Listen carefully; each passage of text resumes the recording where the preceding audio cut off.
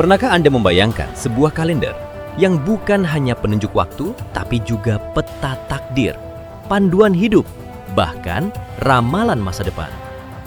Jauh sebelum kalender modern, di tengah hutan belantara Sumatera Utara, leluhur suku Batak memiliki sistem penanggalan kuno yang luar biasa, Parhalaan. Ini bukan sekedar kalender biasa, melainkan sebuah cerminan mendalam dari kearifan kosmologi dan pedoman hidup yang telah diwariskan turun-temurun. Siapkah Anda menyelami misteri waktu ala Batak?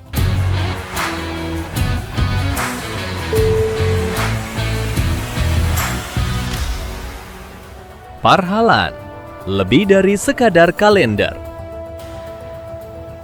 Parhalaan secara harfiah berarti penanggalan atau kalender dalam bahasa Batak adalah naskah kuno yang berisi informasi tentang waktu, nama bulan, dan nama hari, yang semuanya memiliki makna khusus bagi kehidupan masyarakat.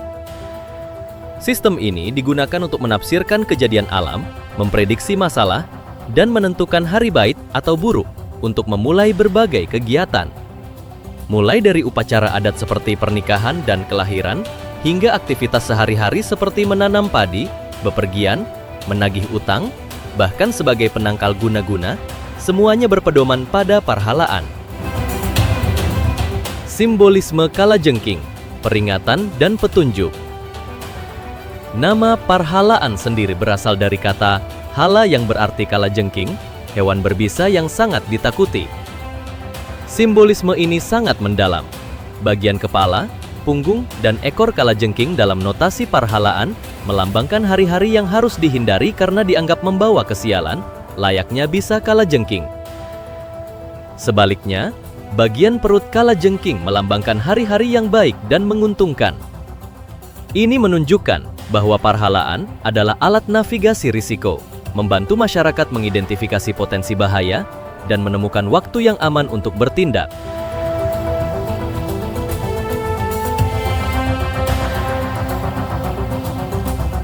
Kecanggihan astronomi leluhur Batak.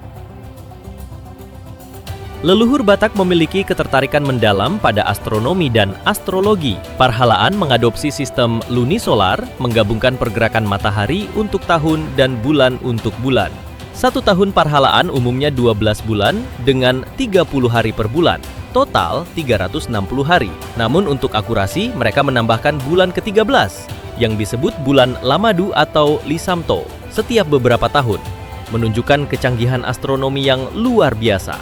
Pembagian waktu dalam Parhalaan juga sangat detail. Ada 12 nama bulan yang unik, seperti Sipahasada, bulan pertama, hingga Hurung, bulan ke-12. Setiap bulan memiliki 30 hari, dan menariknya, setiap hari memiliki nama yang berbeda, bukan angka. Bahkan pembagian 24 jam dalam sehari pun memiliki nama spesifik, dimulai dari matahari terbit sekitar pukul 6 pagi. Media penulisan yang unik. Parhalaan tidak ditulis di atas kertas, melainkan pada media alami yang tersedia. Bambu, bulu Parhalaan, tulang hewan, holi Parhalaan, dan kulit kayu, pustaha Parhalaan. Pustaha Parhalaan yang paling terkenal adalah kitab kuno dari kulit kayu pohon detailing, alim yang dihaluskan, dilipat seperti akordeon, dan ditulisi dengan aksara Batak menggunakan tinta khusus. Sampulnya sering dihiasi ukiran cicak atau kompliting, boraspati, simbol kesuburan. Penafsiran Parhalaan bukanlah untuk sembarang orang, melainkan tugas eksklusif seorang datu. Datu adalah dukun atau ahli spiritual yang menguasai berbagai pengetahuan dari sejarah hingga pengobatan. Mereka tidak hanya membaca kalender, tetapi juga meramalkan nasib bayi, menentukan nama baik, memberikan resep obat, dan memimpin ritual. Penafsiran datu juga terintegrasi dengan panggilingan, yang berarti hari baik atau buruk, dan panena bolon, untuk menentukan posisi waktu dan tempat yang baik.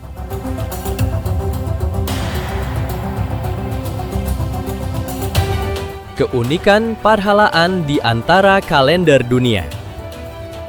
Berbeda dengan kalender Masehi atau Hijriyah yang fokus pada perhitungan tahun numerik dan waktu universal, Parhalaan tidak mengenal konsep angka tahun dan lebih berorientasi pada ramalan serta penentuan hari baik atau buruk.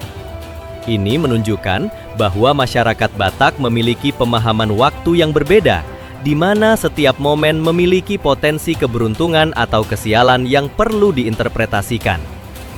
Tantangan dan upaya pelestarian. Sayangnya, penggunaan parhalaan telah menurun drastis di era modern.